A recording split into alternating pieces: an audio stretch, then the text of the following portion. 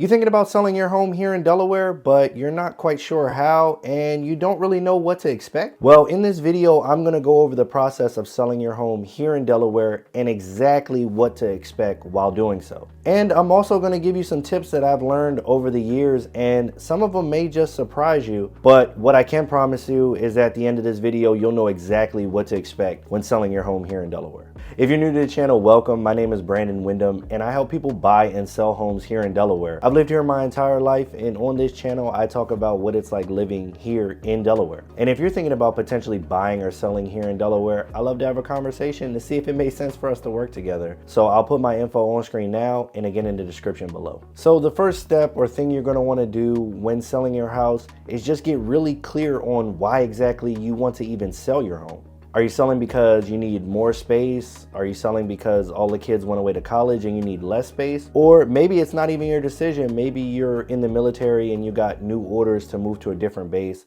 so now you have to sell your home. Whatever the case may be, you're going to want to get really clear on why that is, because you may do some self-reflection and decide that, you know what? I really don't want to sell my house. And if that's the case, you're going to want to know that sooner rather than later before you go through this entire process. Trust me. Now, the next step, I know some realtors may kill me for this one, but you actually don't need a realtor to sell your home at all. You can actually do it all yourself. And there's a term for that, and it's commonly known as for sale by owner. And a pro tip for you here, if you did decide to go the for sale by owner route, you can use sites like Zillow or Fizbo.com that'll actually allow you to list your home and market it as you see fit. Now, I could throw all these statistics at you saying that on average, working with a realtor will get you more money, blah, blah, blah. But ultimately, it's your home, so it's going to be up to you. So whatever you decide is completely up to you. Now, for the sake of the video, let's just assume that you decided to sell your home with a realtor. If you did decide to go the Fizbo route, you can kind of skip this step here,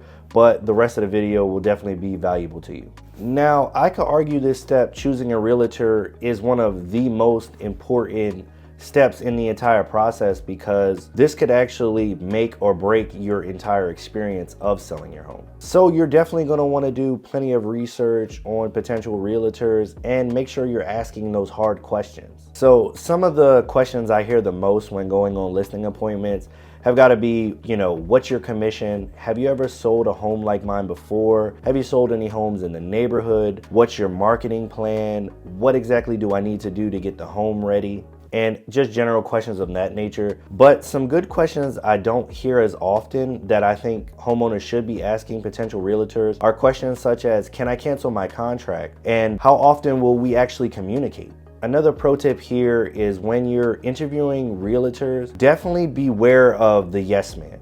What I mean by that is a realtor that's so desperate to get your business that they'll just say yes to anything. Sure, we'll get $1 million for it easy. What's that? You want me to list it for 1%?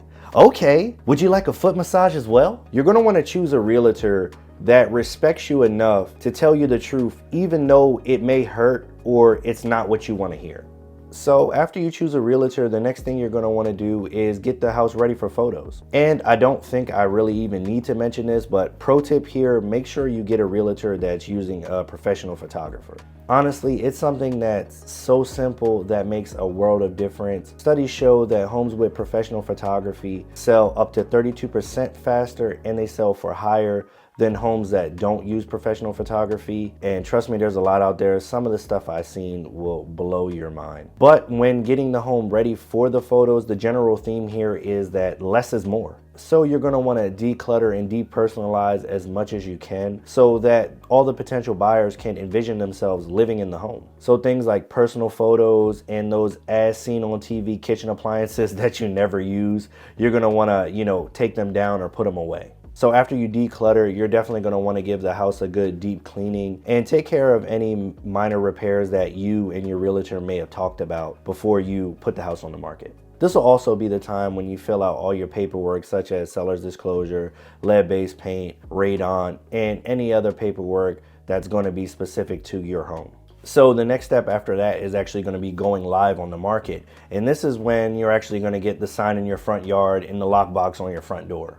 Also, this is a good time for you and your realtor to review all the listing information, review the photos, just to make sure everything is accurate and nothing got missed. And after doing all that review, you'll go live on the market. And here in Delaware for showings, we use a service called Showing Time. It's very straightforward. What happens is someone requests a showing and then you would get a notification via call or text saying this person requested a showing at this time, and you can either accept it or deny it. And if you accept the showing, that's when buyers will actually come to the home to tour it and see if it's the right fit for them. Typically, you're not going to want to be present when the buyer is in the home, touring the home, just because it's a little awkward. Pro tip here, for the showing process, you're going to want to keep open availability as much as you can. And also you're going to want to make sure that your realtor actually schedules an open house, just because it means that more potential buyers can get at the home at one time and just make the whole showing process a lot easier for you, so you don't have to come, keep leaving the house every hour on the hour if you have a popular listing. And the next step here, after you've been on the market for a while, if everything goes according to plan, you'll actually start getting offers.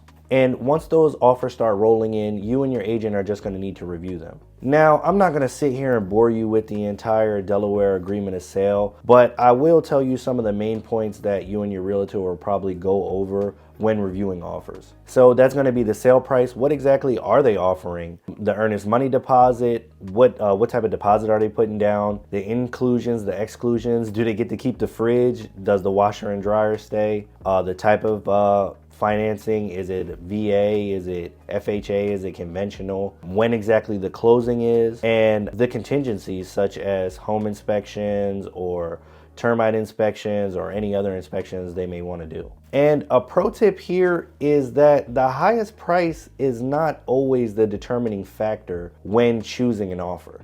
You're going to want to make sure you emphasize to your agent. So this is when that why really comes into play here, so you know what's important to you when reviewing offers, because you may look at an offer that's potentially $5,000 under your asking price, but it has no contingencies, and that looks a lot better than the offer that's full price with a ton of contingencies. And it's just little nuances like that that you need to take into account when reviewing offers. So after you accept an offer, the buyer will usually start to schedule any type of inspections that you guys negotiated in the offer.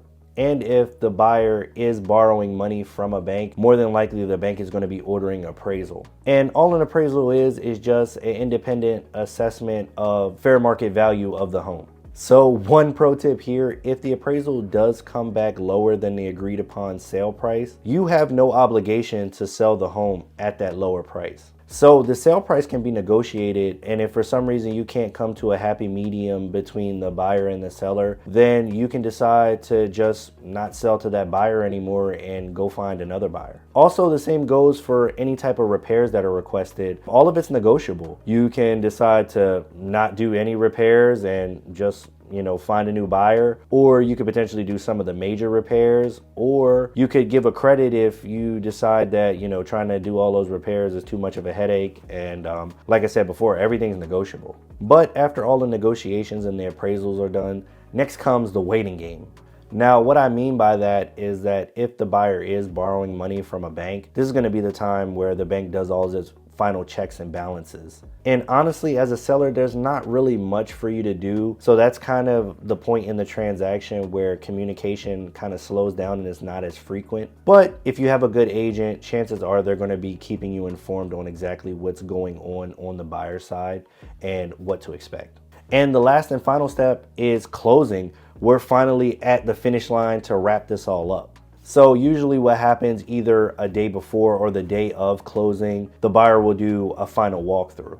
And all that final walkthrough is doing is just making sure all the repairs were done, if any were requested, and just making sure the home is still in the same condition as when they put the offer in on it. Now, this is where Delaware kind of differs from some of the other states. We're an attorney closed state, and all that means is that an attorney needs to be present when closing any type of real estate transaction. So basically, the attorney's office is going to take care of all of the final paperwork, such as deed preparation, title search, title policies, and they're also there to answer any questions that you or the buyer may have during the closing process. Pro tip here, if you're aware of any unpaid HOA fees or second liens on the property, such as, home equity lines of credit, you're going to want to let your realtor and the attorney know as soon as possible, because those type of items are definitely going to have to be taken care of in order to convey a clear title to the buyer. And if you wait until the last minute, this could actually delay closing or potentially stop closing altogether, depending on what type of lien it is. AKA if it's a tax lien, there's going to be a lot more things involved there. But as long as that title comes back clear and everything's taken care of, the only thing left to do is to sign some paperwork and get that big old check.